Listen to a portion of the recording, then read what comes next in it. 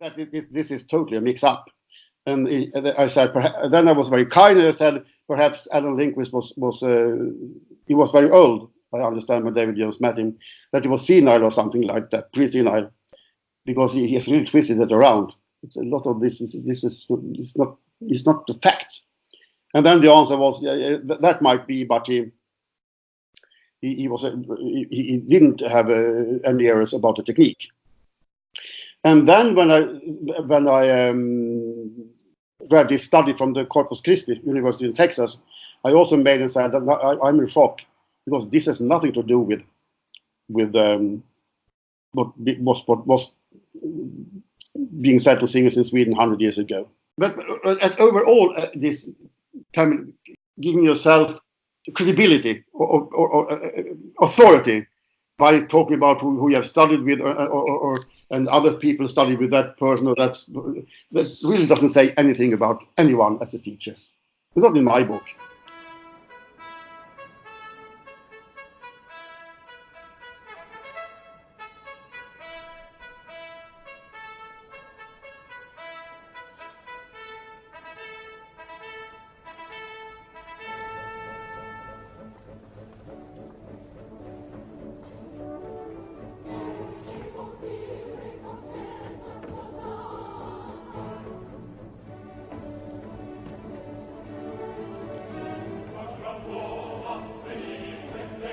Right? He was approaching 90 years of age, but here was this great man who had studied with Enrico Caruso and all the great teachers of the Italian school. He had also studied with UC Bierling's teacher and one of Kirsten Flagstadt's teachers. So there was a very, very long lineage behind this training called the Swedish-Italian school, which is really a mixture of Italian concepts and some of the open-throated vowels of the Swedish language combined.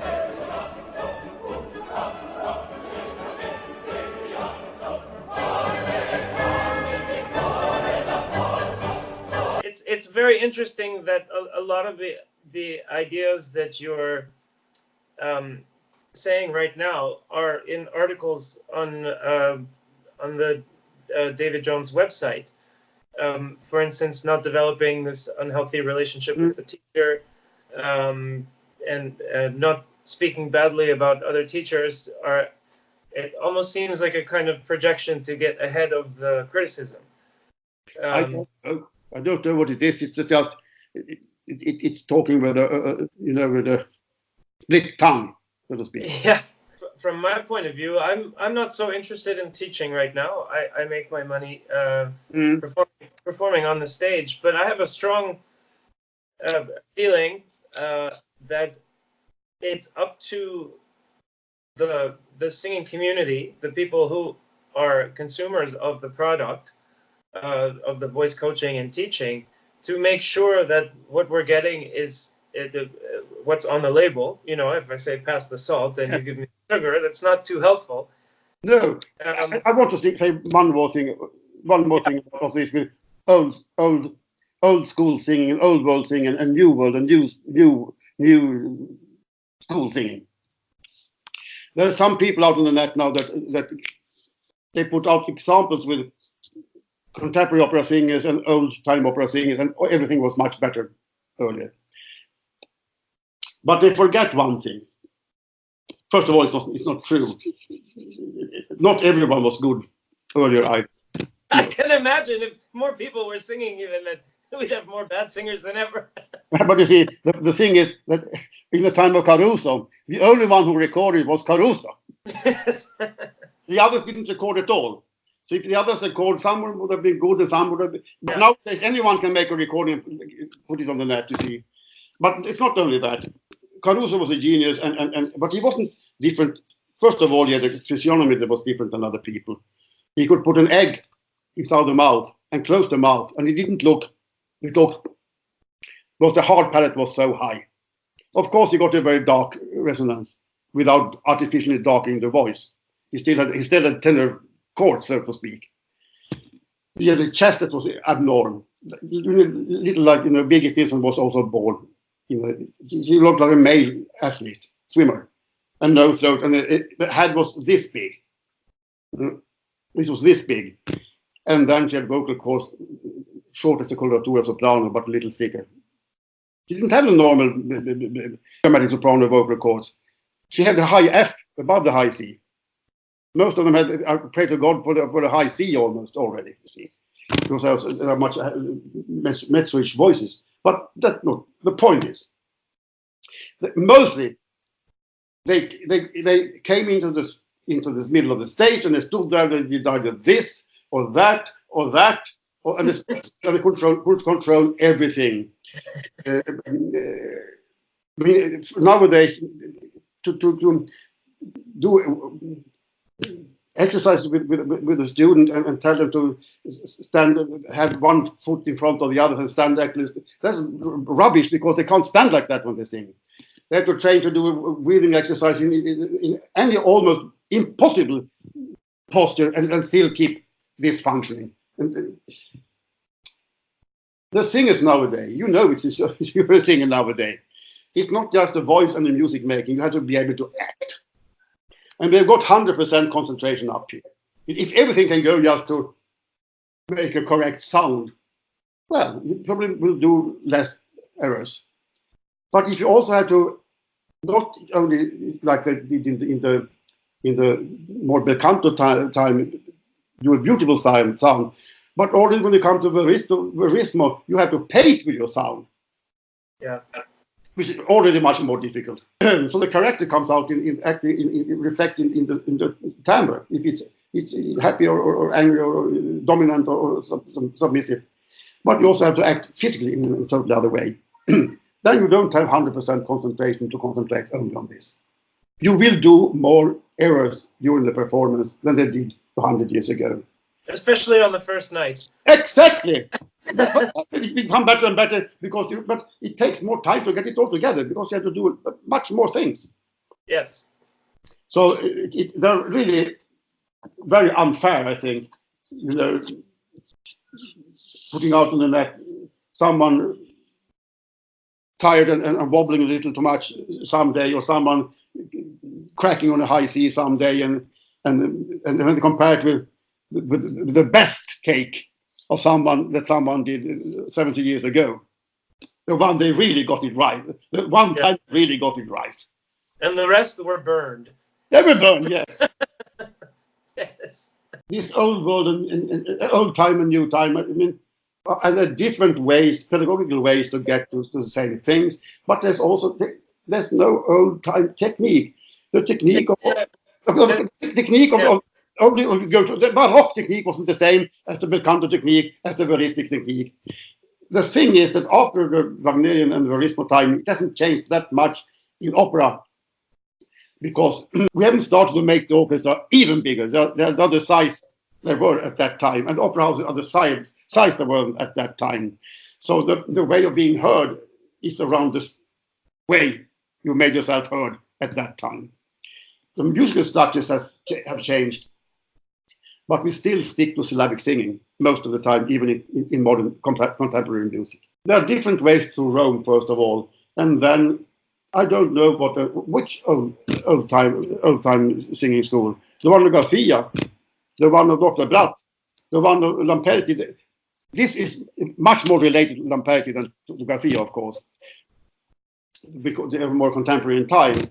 But at the time when you were singing in the native language, you could detect if someone was born in Italy or in Spain or in Germany or in Sweden or in Norway even, or in Finland or in Russia.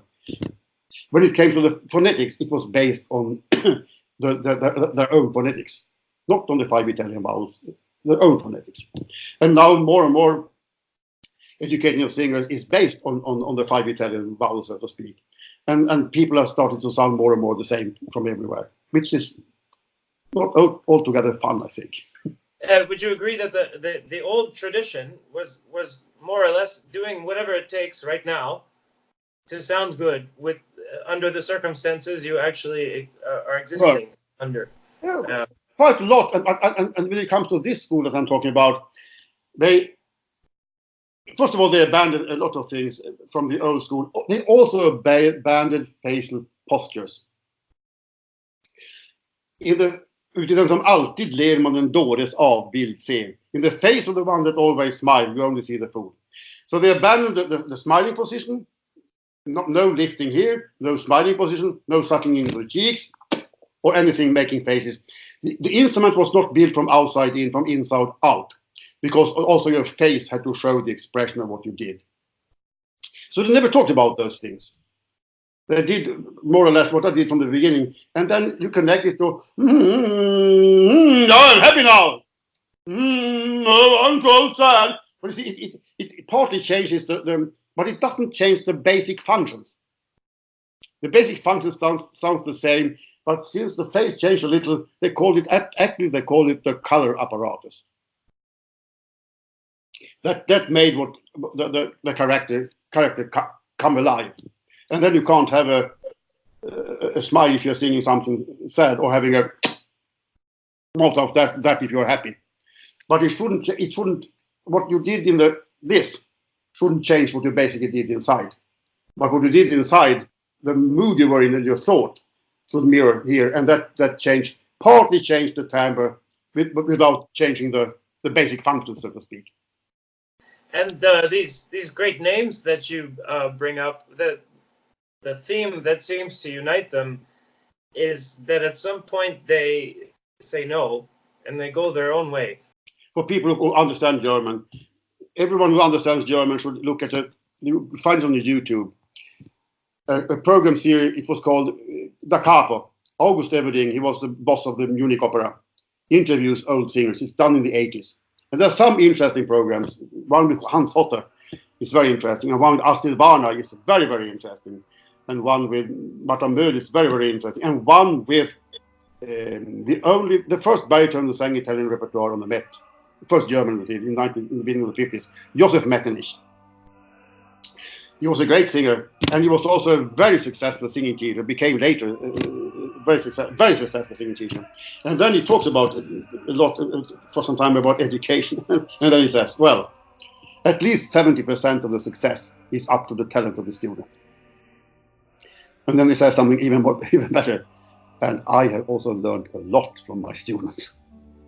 No one else is responsible for the education of the singer, for the voice of the singer, and really the talented singer knows in some way, where perhaps can't put it in words, but by some instinct, more and more knows what's right and what's not right for me. You can't creep into the other person, and what sounds good is not necessarily always what really is sound. Because it's much easier to teach a singer with an ugly voice, because then you hear directly if it's bad ideas or good ideas. But someone born with a very beautiful voice can cover up many imbalances and still get on with it. So, and in the end, the really fine adjustment of the voice. I mean, the singer has to do that, him or herself, because otherwise they can't do music. That would be terrible if a teacher started to do that, because then you are locked in a little square. You can't move. Then you can't do music, and if you can't do music, you can't. Your voice will get stiff, so to speak. But it will be like a machine, not like something living. This is living. It's not a machine.